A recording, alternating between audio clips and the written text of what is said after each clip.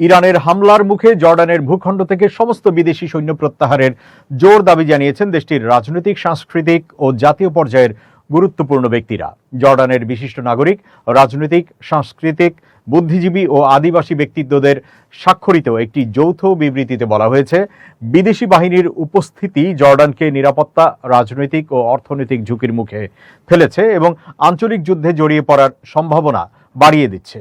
বিবৃতিতে তারা জর্ডান সরকারকে যুক্তরাষ্ট্রের সাথে স্বাক্ষরিত সামরিক ও নিরাপত্তা চুক্তি থেকে সরে আসার আহ্বান জানিয়েছেন।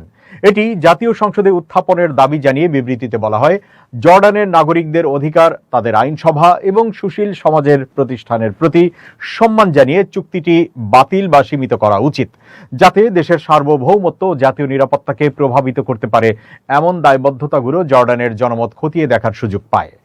একই সাথে জর্ডানের জাতীয় সম্পদ ও অবকাঠামো সুরক্ষিত রাখার তাগিদ দিয়ে বলা হয়েছে, বিমানবন্দর, সমুদ্র বন্দর, সামরিক ঘাঁটি ও গুরুত্বপূর্ণ স্থাপনা সহ জর্ডানের সমস্ত কৌশলগত সুবিধাগুলোকে নিরপেক্ষ রাখা উচিত। এই অঞ্চলটির জনগণের বিরুদ্ধে পরিচালিত আক্রমণাত্মক যুদ্ধের কোনো সামরিক নিরাপত্তা বা লজিস্টিক অপারেশনে এগুলো ব্যবহার করা যাবে না, যাতে জর্ডানের নিরাপত্তা রক্ষা পায় এবং যে কোনো সংঘাতের পরিণতি থেকে দেশ মুক্ত থাকে। স্বাক্ষরকারীরা উল্লেখ করেছেন যে জর্ডান এই যুদ্ধের অংশীদার নয় এবং এর খেসারত জর্ডানের দেওয়া উচিত নয়। চলমান সংঘাতের ক্রমবর্ধমান তীব্রতা দেশটির অভ্যন্তরীণ স্থিতিশীলতা, জাতীয় অর্থনীতি এবং আঞ্চলিক দেশগুলোর সাথে সম্পর্কের ওপর নেতিবাচক প্রভাব ফেলছে।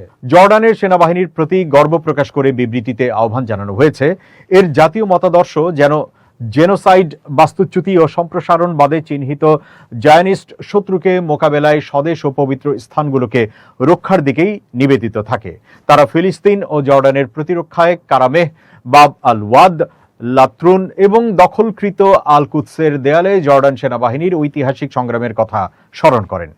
জর্ডানের কর্তৃপক্ষের যুদ্ধ থেকে দেশকে দূরে রাখা, সার্বভৌমত্ব রক্ষা এবং কোনো সামরিক জোটে না জড়িয়ে নিরপেক্ষ নীতি অনুসরণের জন্য অবিলম্বে বাস্তবমুখী পদক্ষেপ নেওয়ার অনুরোধ জানানো হয়েছে।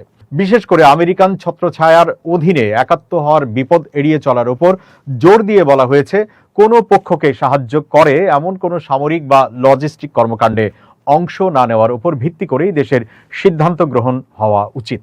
জর্ডানের সাবেক মন্ত্রী, সংসদ সদস্য, শিক্ষাবিদ, লেখক, আইনজীবী ও ট্রেড ইউনিয়ন নেতা সহ বিভিন্ন স্তরের কয়েক ডজন বিশিষ্ট নাগরিক এই বিবৃতিতে স্বাক্ষর করেছেন।